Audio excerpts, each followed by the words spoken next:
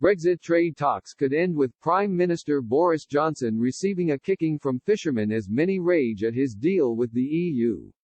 European Commission President Ursula von der Leyen has announced that the UK and the EU have reached a fair deal after months of haggling. Prime Minister Boris Johnson is also set to make an announcement today, just days before the transition periods end on January 1. For months, disagreements surrounding a level playing field, state aid and fisheries have frustrated negotiators and held up a deal. Despite the fishing industry representing just 0.1% of the UK economy, it has become a symbolic issue given Brexiteers' calls for more sovereignty outside of the EU.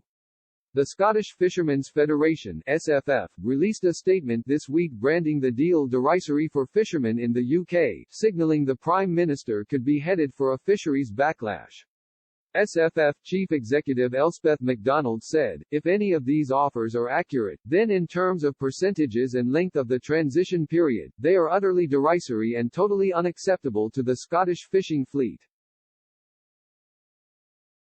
Repatriating only 35% of the EU's landings to the UK phased in over a period of several years would be a terrible deal for the fishing industry. You cannot have sovereign control over your fishing waters with one hand tied behind your back. This is not what we were promised, and only last week the Prime Minister made the same point at Prime Minister's Questions.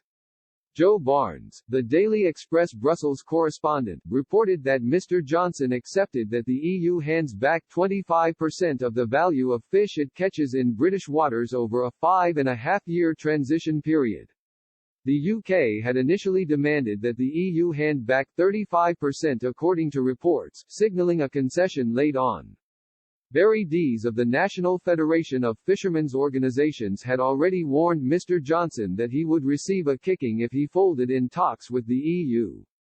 He said in September, "I think the government would find it very difficult politically amongst its own supporters, never mind the kicking it would get in the press and from the fishing industry, if it came back with a poor deal."